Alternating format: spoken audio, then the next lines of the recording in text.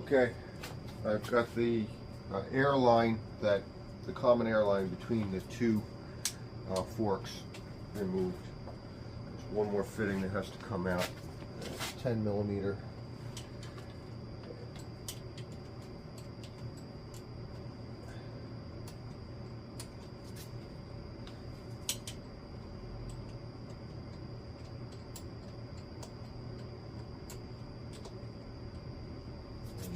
These have O-rings on them, so they need to be inspected and replaced if they're torn or worn out.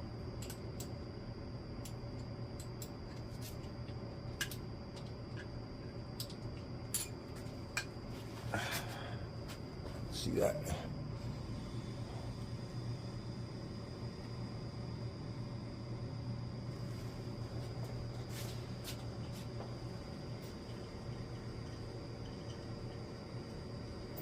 Okay, now ready to pull the fork out.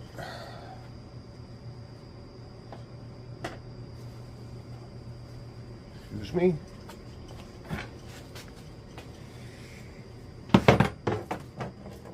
So we've already loosened the top bolt.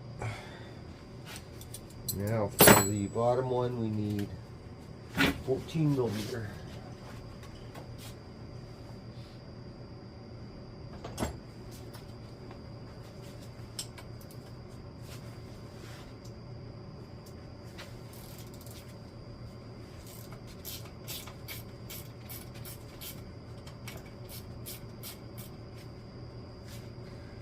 Alright, that's loose. That's loose.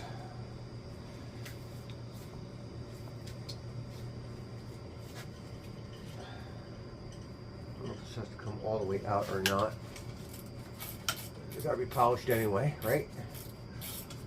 Same thing with the top bolts. It's got some rust on them, so a little bigger than I wanted, but let's see if we can do this.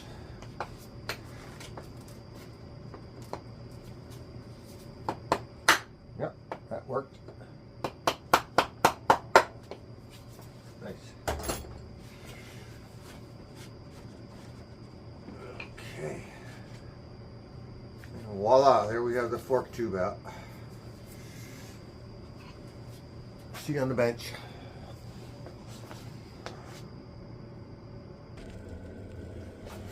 Okay, we've got the fork leg in the vise with rag to protect it a little bit. This is going to take a lot of polishing, but we're not here to clean. Videos I watched made a lot of hoopla of breaking this 6 millimeter hex bolt. This wasn't tough. They pretty much came right out. So there's your hex bolt. It's got a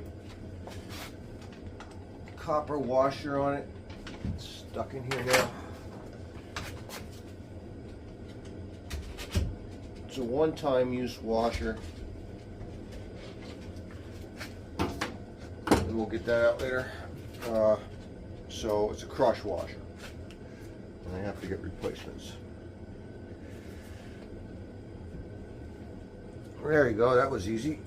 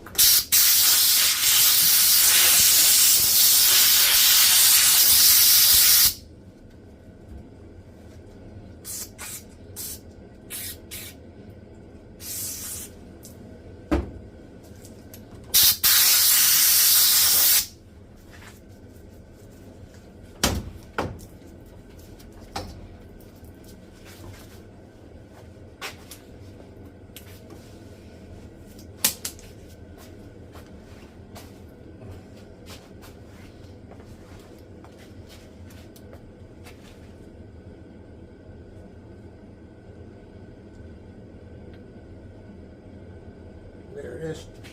Turn this upside down here.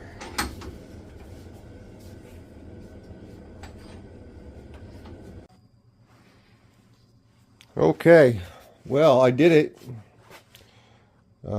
It wasn't easy.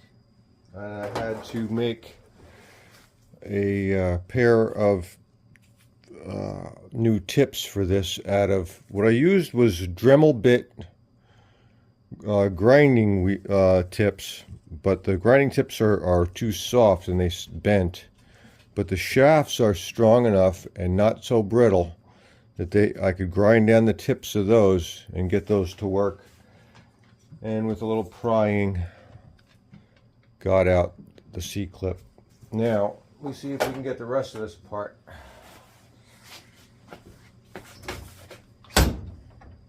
So we're going to try.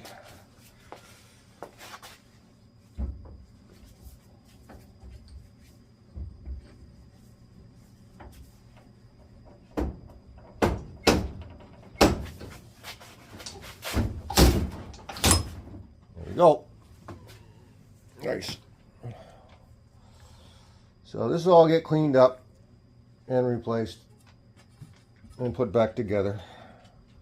There is a cup on the bottom of this that I got to get out, and that to reinstall that, you put some grease on it and stick it on and put it back in. All right, to the degreaser. Oh my God, you're saying, what is that? What is that? Well, I started stripping this tank. It's got rust all over the top now because I didn't treat it after I was washing it down. I didn't treat it after I was washing it down because I have got huge pinhole leaks all across the front of this tank, and it's pissing out. Somebody tried to put a tank sealer in it. They did a horrible job. I got gray clumps of like clay, unsolidified tank sealer sitting in the bottom of the tank. So yeah, my tank's garbage.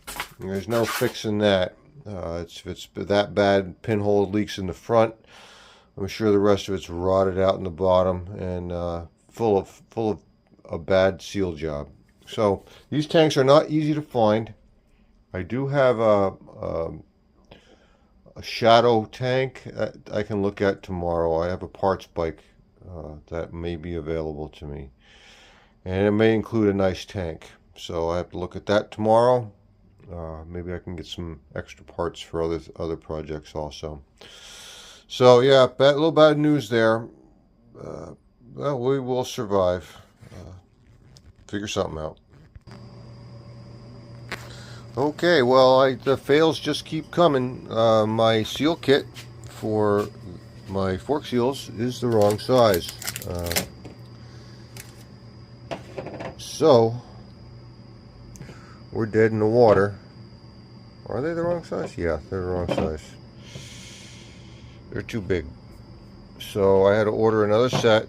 These are 35 millimeter. So I don't know what those are, 42. Okay, so we're dead in the water for a little while on the forks. So those are going to sit here on the table waiting. On the bright side, we finally got the right intake boots for the carburetors. These are also hard to find. 37 by 40 millimeter.